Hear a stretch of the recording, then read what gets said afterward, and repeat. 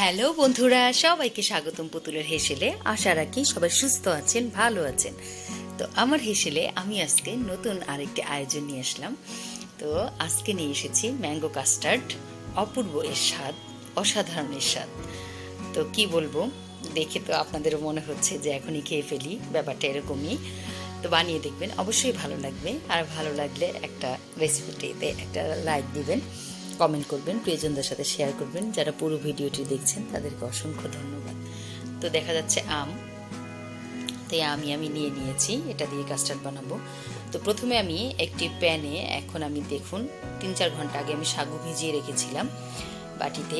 এই সাগুটাকে আমি ভালো মতো জাল করে নিব, মিডিয়াম আছে, আস্তে আস্তে সাগু জাল দিয়ে নিব। সাগুতে আমি কোনো কিছু মেশাবো না, শুধু জাল দিয়ে নিব।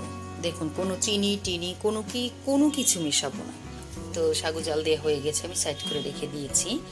এখন আমি কড়াইতে দিয়ে দিচ্ছি পরিমাণ মতো দুধ। পরিমাণ মতো বলতে আমি এখানে 1 কেজি দুধ নিয়েছিলাম, সেটাকে আমি একটু জাল দিয়ে ফুটিয়ে রেখেছিলাম।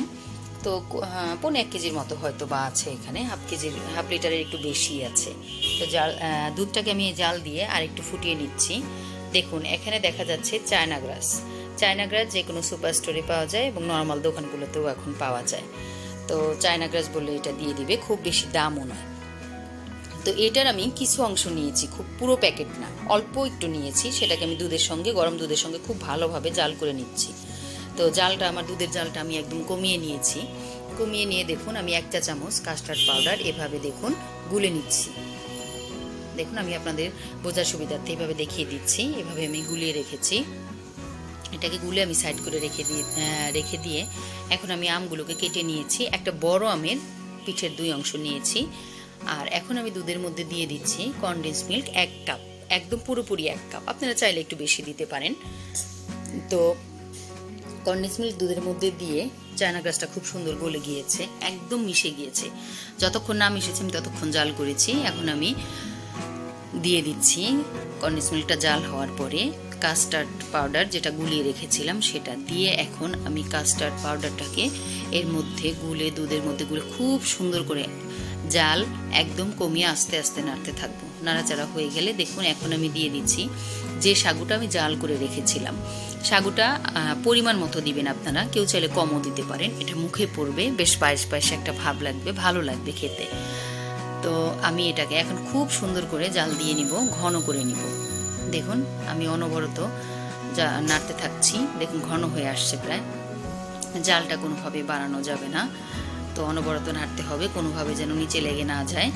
তো দেখুন, এখন আমি জাল কমিয়ে রেখেছি, একদম জাল কমানো আছে। এর মধ্যে আমি দিয়ে দিচ্ছি আমি যে আমের অংশ ব্লেন্ড করে নিয়েছিলাম সেটা। আম দেওয়ার পরে এত সুন্দর গন্ধ বের হয়েছে, আমার তো এখনই লোভ লাগছে। তো আপনাদের যদি ভালো লাগে তাহলে আমার সার্থকতা। তো এখন আমি আমের নিজস্ব একটা রস থাকে, তো রসটা একটু শুকাবার জন্য খুব ভালোভাবে জাল করে নিচ্ছি। তো ঘন হয়ে গিয়েছে। এখন আমি গরম অবস্থাতেই দেখুন, এভাবে আমি সার্ভিং ডিশে বেড়ে এটাকে আমি 6-7 ঘন্টার জন্য ফ্রিজে রেখে দিব। তো আপনারা আগের দিন বানিয়ে রাখতে পারেন, তাহলে খুব সুবিধা হবে। তো যদি নাও হয় তাহলে একটু আগে বানাতে হবে, যাতে 6-7 ঘন্টা ফ্রিজে থাকে। এটা সুন্দর জমে যাবে যেহেতু কাস্টার্ড। দেখুন, 6-7 ঘন্টা পর আমি ফ্রিজ থেকে বের করার পর এটা এত সুন্দর জমে গিয়েছে, মানে আর এর যে টেস্ট, এটা বাটি থেকে পড়ছে না জন্য যে শক্ত হয়েছে তা কিন্তু না। দেখুন, আমি কেটে দেখাচ্ছি আপনাদেরকে, খুবই নরম, খুবই সুস্বাদু। আপনারা করে দেখবেন, ভালো লাগবে। তো সবাই সুস্থ থাকবেন, ভালো থাকবেন। নতুন কোনো রেসিপি নিয়ে দেখা হবে।